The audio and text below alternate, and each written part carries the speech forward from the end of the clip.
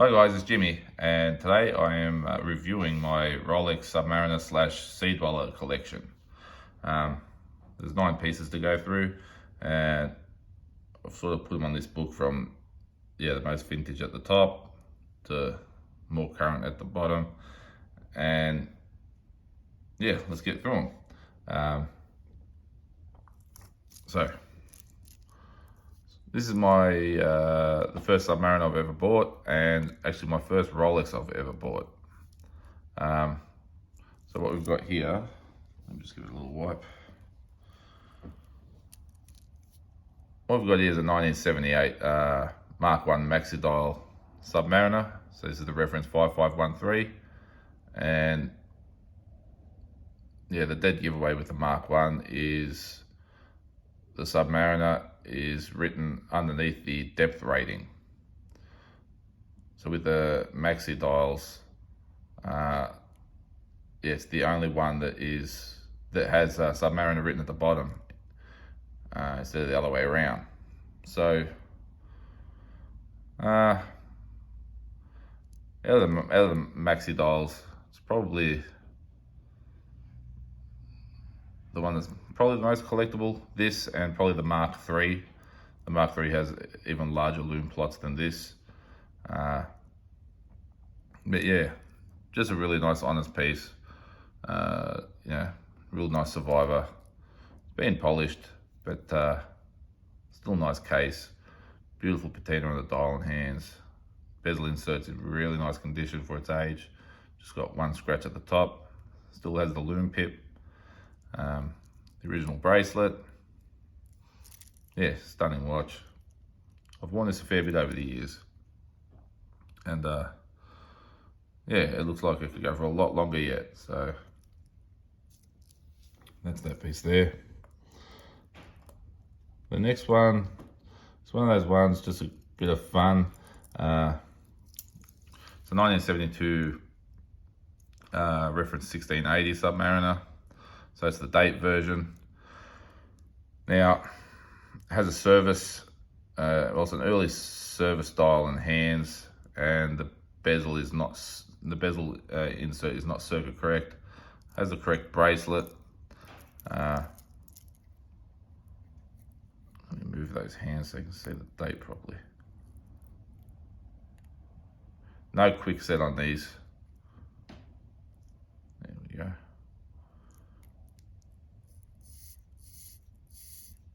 Isn't that wine? Still sounds like new. Very smooth.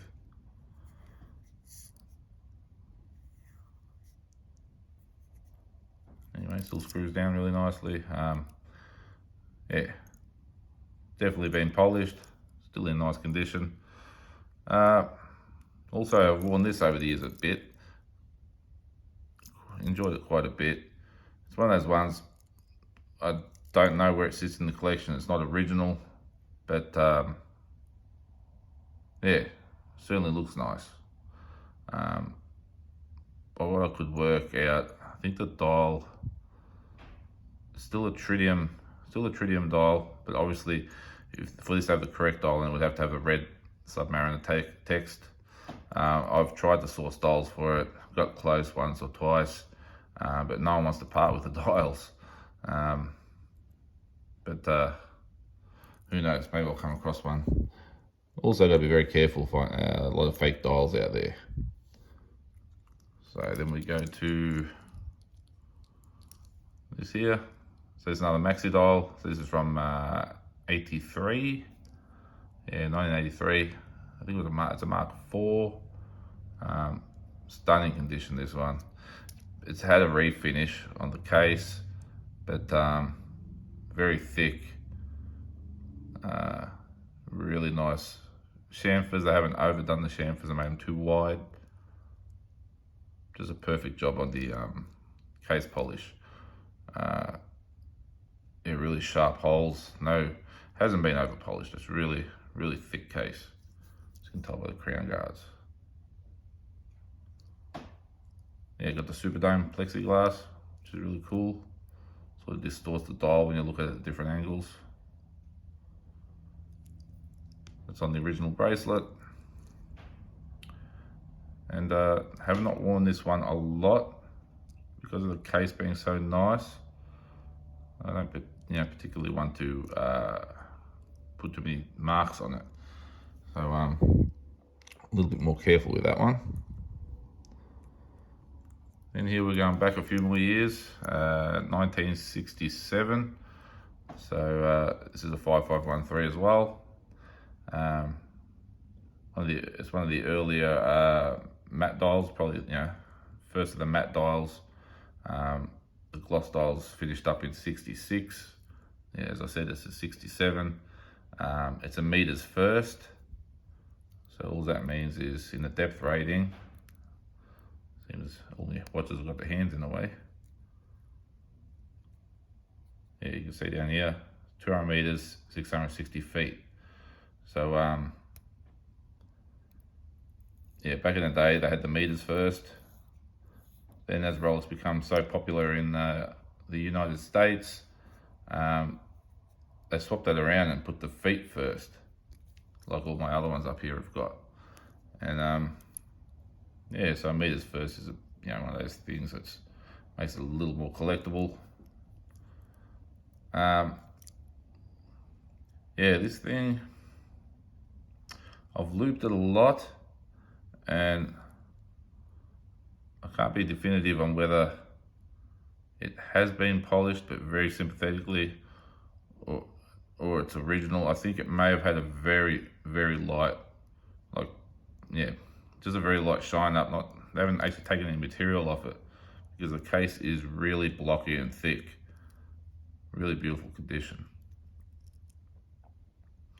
Yeah, the hands and dial have patinaed really nice. No problems with it. Just really clean.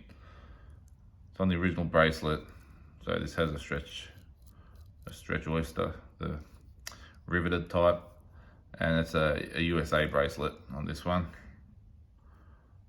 The giveaway, without looking in the clasp, is all three links across are very much similar width. With the European bracelet, the center link's wider.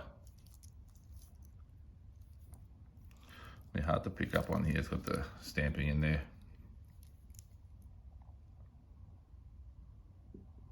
There it is, Rolex USA. And the month and year, 7th month of 67. I've got papers with this watch, which is really cool. Getting hard to find nice examples. Anyway, that's that one. In the middle here, we've got a couple of Seadwellers. So over here, really nice condition, 2004 Seadweller. Yeah, just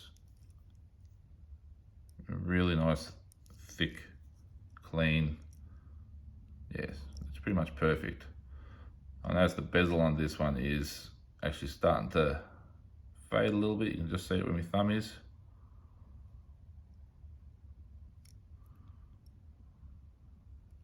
Yeah, you're getting close to new old stock. Very close, very tight.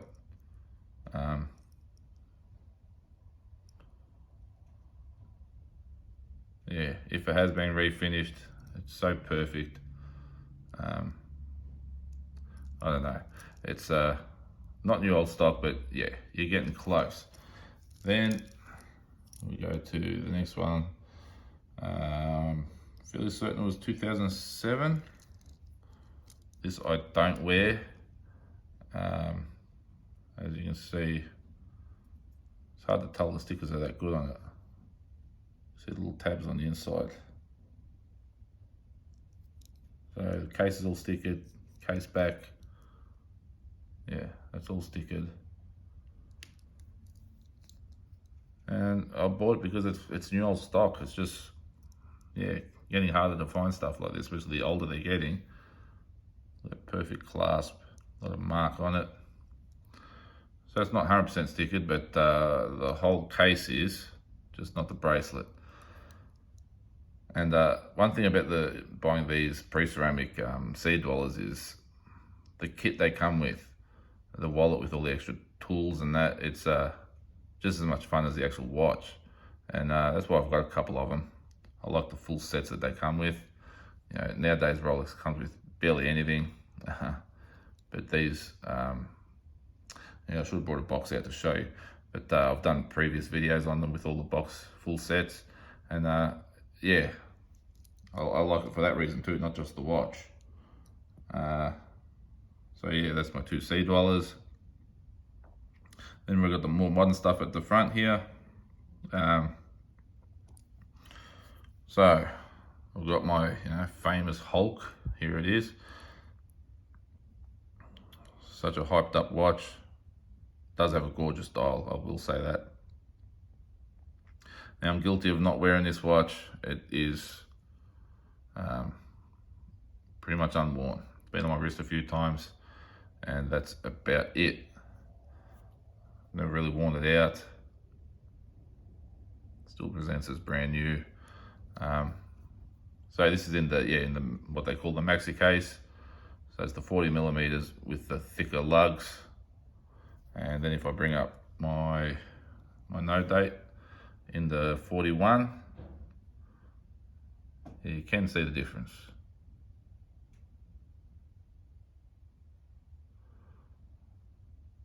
So I've been dailying the no date for a few months now. They hold up really good. There's still some stickers there, they've got dirt under them now, so I don't have to take them off. But yeah, I don't know, what case do you guys like better? At first I thought I liked the original case on the Hulk here, but I've gotten quite used to these tapered lugs. They are very nice. It's a little bit more streamlined, a bit blocky on this one here. But so there's them. And probably my favorite of the bunch. I love this gold sub. So this is in the Maxi case as well. Yellow gold. I got this in, I think, 2019. And it was one of those good ones. I got it in like November or December, and then they had a price hike on the 1st of January, and it went up like $5 or $6 grand. I thought, perfect. Because they're not cheap, and it just felt a bit more value after they jumped up in price. I wear this heaps. I wear this a lot. Because yeah, it's a gold watch, but it's so casual. You can chuck it on any time, and it's held up pretty good. The polished surfaces do have swirling. I do have like a polishing cloth for gold that I'll run just down the center links, down the center of the clasp, and yeah, just try to, because even things like watermarks you'll see on the polished surfaces. So I tend to do that, and it helps a lot. Yeah, you can see there's little marks on there. The polishing cloth I use is very, very delicate, so it doesn't really remove material. It just brings back a bit more of the shine.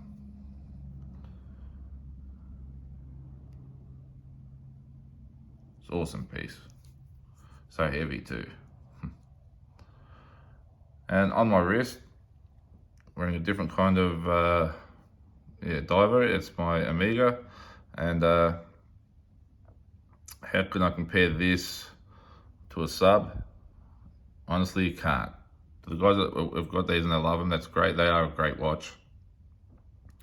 But yeah, I can't go past a sub. To me, it's the ultimate tool watch. Even the size of the crown on them, the way everything's so solid, the bezel action. And I do use the bezel a lot every day. That's why every time I'll show this, usually the bezel's not even where it should be, because it has been timing something, or multiple times a day. Yeah, even today, I use the bezel quite a lot. Just timing hour shifts for irrigation, and then some cruise harvesting in the paddock, keeping, reminding myself what time to get back there. Yeah, really, I couldn't do it without a watch, and the Sub's the perfect one. I've worn this on the farm a bit. For you guys that don't know what this is, it just looks like a run-of-the-mill Seamaster, but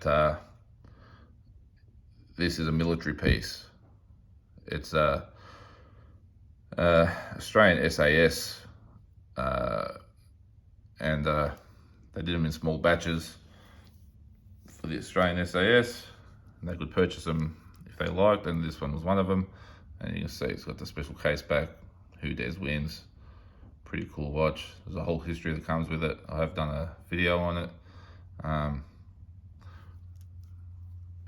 So yeah, I like that because it's military, and the way it's just on the case back, you can't tell. It just looks like another run-of-the-mill watch, but you can see it's been heavily worn. So they are an amazing watch. Just I prefer my Submariners. That's all. I really don't care for this bezel action. My hands, I do have larger fingers, but yeah, I struggle with it. I really do. Anyway, it was more about my Submariners today and my Seadwellers. I did have a deep sea Seadweller that I wore for a few years on the farm. That is now gone. Had a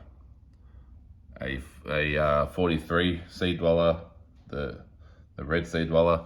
That is gone too. So yeah, there's 2 down in the collection, but they went to make room for other things that I've bought. And to be honest, there's still more than I can wear here anyway. I wear this every day. The rest of them, I don't mind chucking on one of the vintage ones here and there. I love wearing, this one here, my Mark 1 Maxi dial, and I quite like wearing the 67, the meters first. I'd actually wear this more if I had another link in the bracelet. It's just a bit small for my wrist. Lucky it's stretch, it still fits, but not comfortably. And you can see the difference in size. This is the correct size. So just actually need another link. It's another thing that's not easy, finding someone that's got links and trusting someone to open these up, because you've got to bend them open to put a link in. You can't just, there's no screws in them. So anyway, that's all guys. Hope you enjoyed it, and any comments, let me know. Thanks guys, bye bye.